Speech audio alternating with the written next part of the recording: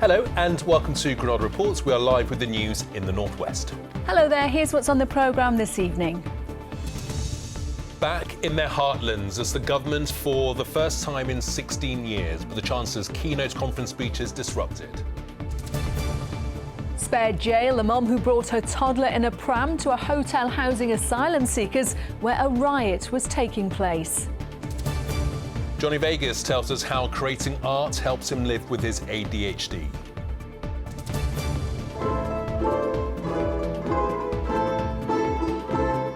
Why the country's only balalaika orchestra is on the hunt for new members. And in the weather, it's definitely feeling like autumn now. Strong winds, heavy rain and turning colder this week. All the details coming up.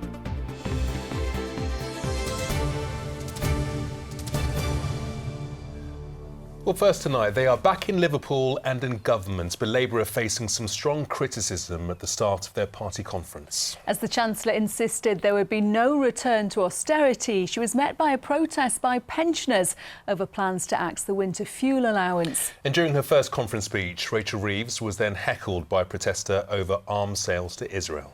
It wasn't quite the jubilant celebration the party wanted, as our political correspondent Leisha McNally reports. The political wheel of fortune has turned for Labour. They're back in Liverpool for their annual party conference. This time they're in government, here to celebrate an election win that virtually wiped the Conservatives out of the Northwest. They thought our party was history, but this year's conference, we made history together.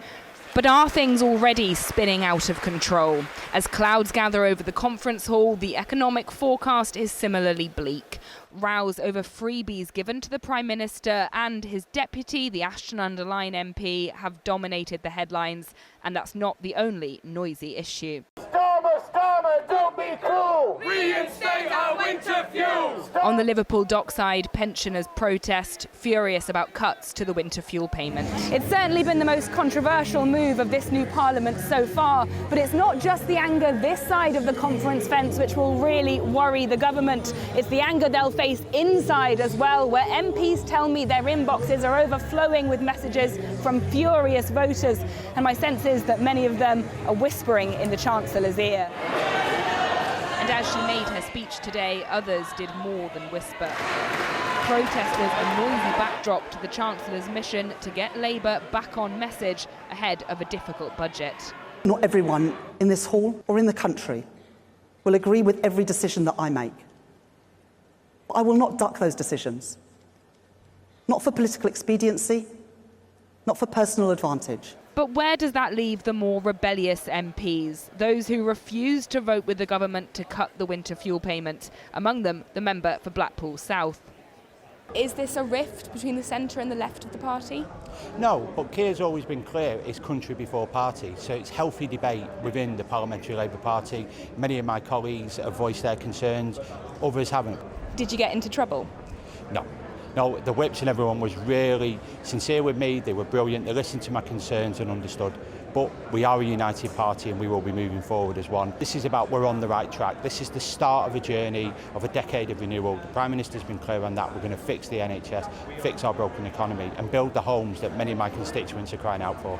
And local MPs have a big role in turning things around. The cabinet table is surrounded by Northwest politicians, including the leader of the House of Commons. It's a tough job. We're not really coming in celebrating, going whoopee woo, we won the election. It's like, oh, we have got a job of work on our hands. And so it's serious times, calls for sort of serious policies, Northerners in the cabinet as well, but getting things done. And it means that the voice of the North, the voice of the Northwest, really is right at the heart of government. Part of your job is to restore trust in politics. Has the Prime Minister made that harder for you this week? Well, look, trust in politics for many years now has been at an all-time low, and that is something we are very, very alive to as an incoming government. And I think the first thing that people want to see from a government and from politics and actually from the Labour Party is that we really can change people's lives. Does politics actually matter? Can it change people's lives? And we've got to prove that point. We've been given a chance at this election. We know it's just a chance, but we've been given a chance at this election to prove that point. Tomorrow, Sir Keir Starmer will take to the main stage, keen to prove that while the new government is still finding its way, their destination is clear. Alicia joins us live from the conference. And Alicia, will delegates be feeling a bit more subdued this evening than they expected? It's a really mixed bag depending on who you talk to, but I think a key concern for many isn't just how things feel, but how they look as well. Put simply, this party conference can't seem too much like a party, because even though Labour are celebrating a massive election win, they're making some big asks of the public too, and that was a key theme of the Chancellor's speech today. She said she would protect people from a return to austerity, but that iron discipline would be needed to counter-correct the inheritance she'd had from the Conservative government. And Rachel Reeves was really very frank today. Any promises the Tories had made but not paid for would have to be reviewed, whether that's road and rail schemes or plans for hospitals in places like New Manchester and Preston. But here in rainy Liverpool, this conference is trying to project a sunnier mood too. Today was all about the economy, and on a visit to a research lab in Warrington, the Chancellor and Prime Minister said that growth and investment are promises that they can deliver. They say work is already underway to cut down on tax avoidance and non-dom status, reinvesting in British business. Of course, all of that takes time. So while this conference centre may be covered in banners saying change begins, the real message they have to get out is please bear with us and it will all be worth it. And I think that's a theme we'll hear a lot more of from the Prime Minister tomorrow. Leisha, on a busy day at conference in Liverpool, thank you. Next, a young mother who brought her 20-month-old son in a pram to a riot at an asylum hotel has been spared jail. Yes, 21-year-old Nevie Smith from Oldham pleaded guilty to violent disorder after she was spotted in helicopter footage throwing water at police officers outside the hotel in Newton Heath. As violence flared just days after the Southport stabbings, the judge told Smith her actions were disturbing. Our correspondent Rob Smith was at Manchester Crown Court as she was sentenced. What on earth were you thinking? The words of a judge in this courtroom today to a young mother who took her toddler to a riot in a pushchair. Nevie Smith, who's 21 and from Oldham, pleaded guilty to violent disorder for her part in what happened outside a hotel housing asylum seekers in Manchester's Newton Heath at the end of July. A mob outside the hotel were throwing bricks, bottles and eggs at it. Smith, for her part, wasn't involved in that, but she did throw water at police officers. The court was shown video of that and video of her pushing her toddler in that pram around police officers who were making an arrest. The judge accepted that her involvement had been minimal and peripheral. She hadn't thrown any missiles. She hadn't encouraged anybody else to do so. But he said that she had an awful lot of growing up to do. She was misguided, naive and immature, and he doubted that she had thought of her toddler's safety while all of this was going on. He did accept, though, that she had not been motivated by racism. She'd made no discriminatory remarks, and she didn't even know what the term asylum seeker meant. Smith was sentenced to a community order with 100 hours of unpaid work and a requirement to attend what's called a women's problem-solving court. That's all about rehabilitation. The judge told her that he thought that this would be a lesson to her and that she had a lot more lessons to learn from now on. Rob Smith reporting from Manchester Crown Court. More of the day's news now, and an 82-year-old man who's been jailed for 25 years at Liverpool Crown Court for a string of historical sex offences against children in Merseyside, including one that took place at Alderhay Hospital. Graham Goodchild from Southampton was found guilty of 17 counts of sexual assault and an attempted sexual assault in the 60s and 70s. He was working as a night superintendent at the time at the hospital. Most of the offences against 4 male victims took place in his home or in the victim's home. Greater Manchester Mayor Andy Burnham has confirmed no public money will be used for redeveloping the Old Trafford Stadium. Appearing alongside former Manchester United star Gary Neville at the Labour Party conference, Mr Burnham revealed plans to reshape the area around the stadium includes moving a freight train terminal away from the ground. The cost for building a new stadium would fall to the club. Government funds, though, would be required to complete infrastructure work, including improved rail links. We need upgrades in our public transport, and that's what's happening here. We're talking about an opportunity that can regenerate, obviously, the area in Trafford, in Greater Manchester, but also correct what would be a struggling transport network in the north of England. So it's a win-win all round. I want to be really clear again and finish with the line. There is no public money going to be going into a football stadium. The Environment Agency say they are investigating why huge amounts of foam appeared in Duckenfield earlier today. The white bubbles seemed to spill out over the River Tame in Tameside before floating onto nearby streets. The Environment Agency haven't yet confirmed the source or possible environmental impacts of the bubbles. And here's Mary with details of the ITV News a little later. Coming up on the ITV Evening News, weather warnings and flash floods after a month's worth of rain falls in a single day. The Chancellor defends taking away pensioners' winter fuel allowance as the government braces for a backlash from Labour members and unions at the party's conference.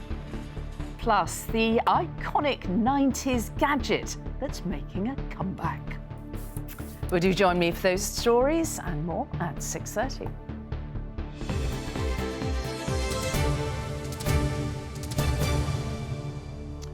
Now, frequent flyers in the Isle of Man are no strangers to the challenge of getting on and off the island over the last year.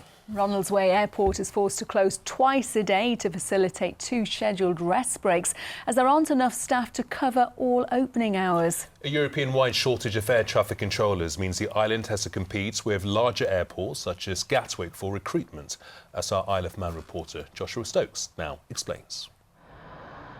It may be one of the smaller runways in our region, but here in the Isle of Man, travel is vital. Yet flying from Ronaldsway Airport can often be a challenge. The airport may only see between 15 to 20 flights take off from here each day. But it's not the number of flights causing problems, it's the number of staff, specifically in air traffic control. A limited number of trained controllers in the tower means the airport is forced to close twice a day, allowing for regulated breaks within working hours. We time those to deconflict with the scheduled operations as far as we can. But of course, if an aircraft then doesn't arrive on time for whatever reason, that can obviously add complexity to that. We can certainly add to those delays, but in the vast majority of cases, we are not the cause of the delays. While the numbers have improved since 2023, this year a quarter of all flights were still delayed by 16 minutes or more, with an additional 4% of all flights cancelled entirely. With delays, etc., again, it all comes down to the airlines and having the resilience in their aircraft. It's getting better, so lots of them are seeing improvements in the data like we have, but yeah, we're all still a little bit vulnerable, and I think probably for the next couple of summers, you'll still see some of that vulnerability. At the government's annual conference, travel remained one of the biggest issues, with ministers feeling the frustration. Totally understand it. We've all been affected. Every one of us, I think, that flies has been affected by it, and there's nothing worse. We need to get better at it. What people haven't really heard is solutions. Are there really any solutions at this point that you can offer people? The air traffic control issue is a long-term issue. We're training up people, but people leave, people retire. We know that air traffic controllers are on a fairly good salary, and that's hard at the moment when money is short. And it's that financial incentive that slows down recruitment, as Ronaldsway tries to compete with the rest of Europe. We have to be able to entice people to A, come to the Isle of Man, and B, provide a competitive salary and benefits package. We've recruited, we're training as fast as we can and as safely as we can. We've seen successes. We want to continue those over the next 6 to 12 months and push onwards to our target of having 18 fully qualified controllers. That is still some years away, but we're making progress. The airport hopes to remove the 2 morning closures by 2025. Progress since this time last year, but turbulent times far from over. Joshua Stokes, ITV News in the Isle of Man. Must be hugely frustrating for travellers and the tourist industry as well, wanting that airport to be busy. It'd be interesting to see what punters think on the streets of the Isle of Man, to see how happy they are with that current arrangement. Absolutely. Now, he's been on our screens for almost 30 years, from hit shows like Benidorm to Ideal, and of course his riotous stand-up comedy. Now Johnny Vegas is trying his hand at something new, and the results in all their glory are on display in Liverpool. Johnny, who has ADHD, is supporting the Neurodiversity Arts Festival, which is taking place in the city and is showcasing some of his own beautiful artwork. He's been talking to our entertainment correspondent, Caroline Whitmore.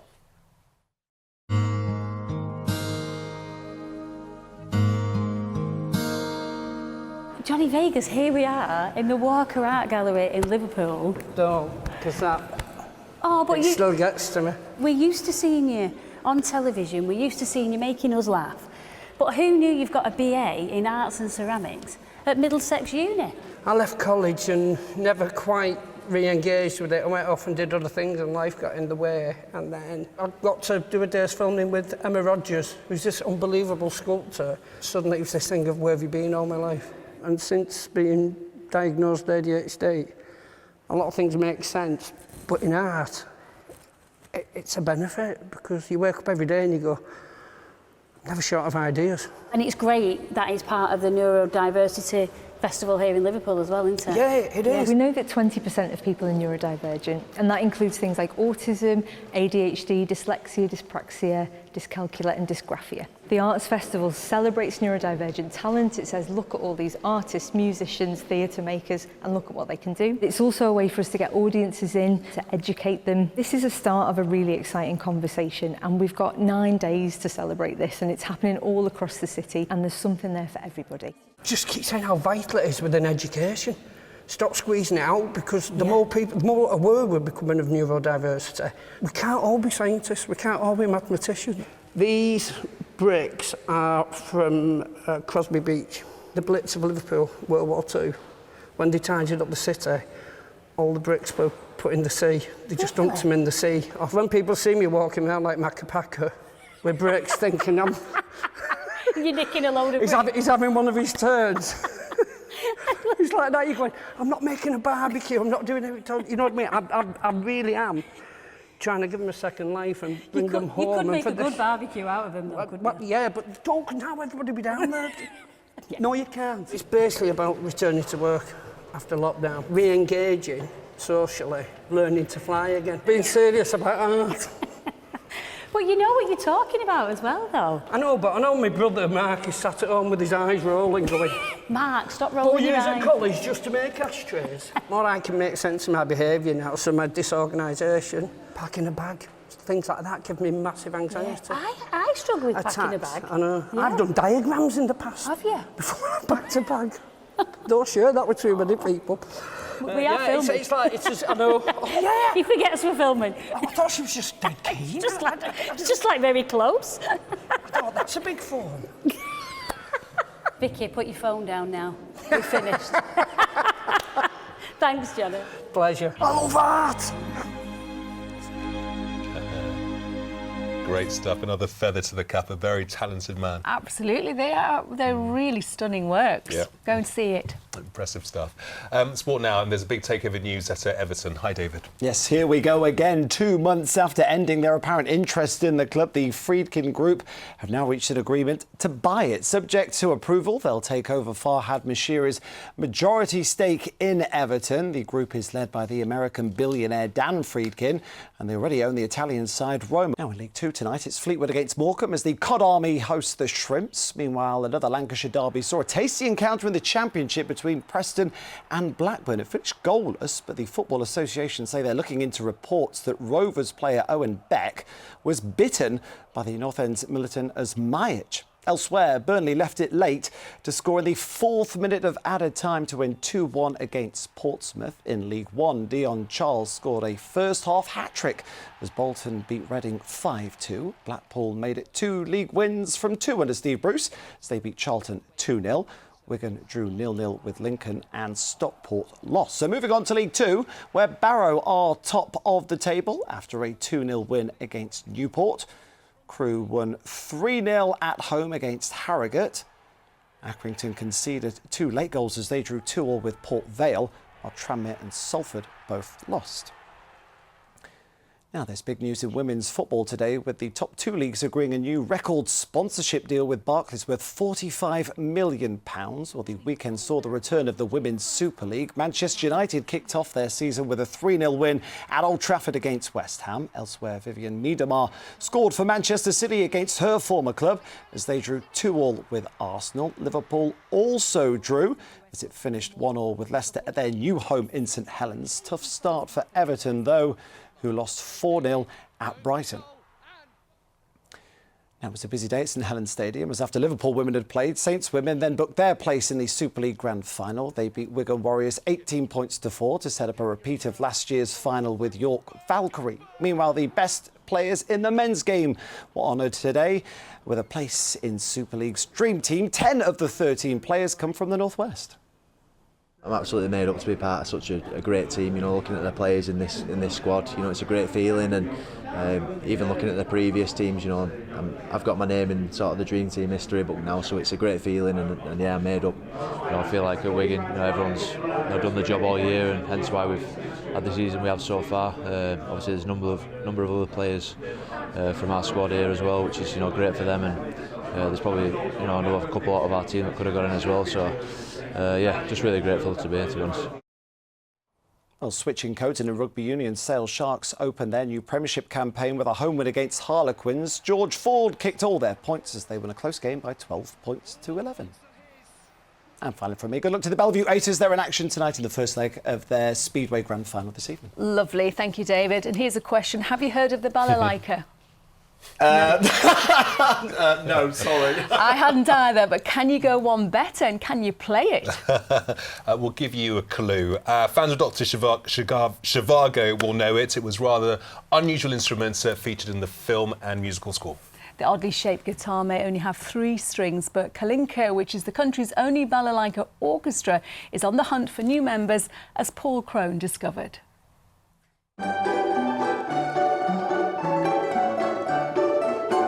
There's no strings attached if you want to have a crack at playing the balalaika.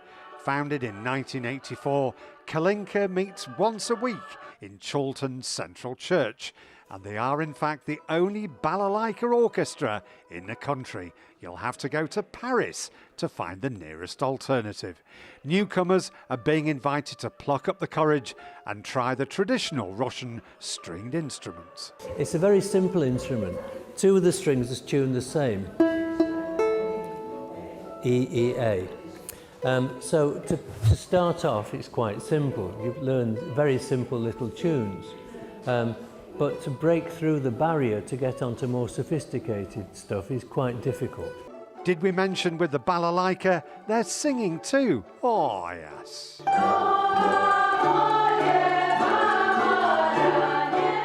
Brian says it's all about enjoying the unique sound of the balalaika and its oval-shaped cousin, the domra, and it's important to separate Russia's arts and music from its politics. In the old days, Ukraine was just part of the Russian Empire, and so things like that just spread amongst the local people. So there are outstanding Ukrainian balalaika players now. Judging from the age range at the weekly rehearsals in Chorlton, it seems there's a healthy appetite to go bonkers about balalaikas. It's a lovely Eastern European instrument, and I have heritage from Eastern Europe, from Lithuania, so I find that quite interesting. It's not that hard to learn to start with, but it gets more technical as you get better at it.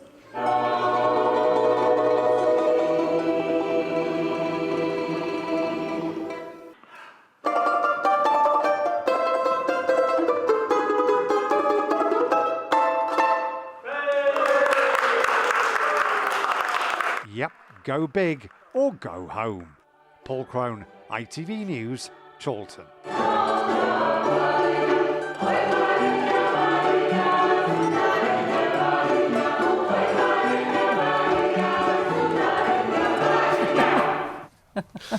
Very good, Crone. Here's Emma.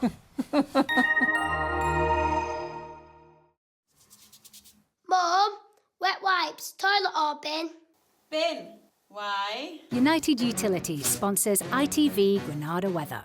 Hello there. Very good evening to you. Hope you had a great weekend. Some of us got a bit of a hammering from all that rain, particularly the southeastern slice of our patch, and there's more where that came from. The heavy rain warning expiring at midnight tonight. More on that in a second. But as we look at the week ahead, it is often going to be unsettled with showers or longer spells of rain. A bit of a lull tomorrow, turning drier, much colder and brighter by the weekend, but some coastal gales midweek. So taking a closer look, low pressure was in charge today. That's now pulling away overnight into tomorrow. Bit of a calmer day on Tuesday before this low pressure system from the west makes its way in. Now there are some question marks over this in terms of the shape of it, the depth of it, the track of it, but we think it will bring some heavy rain and some very strong winds as well.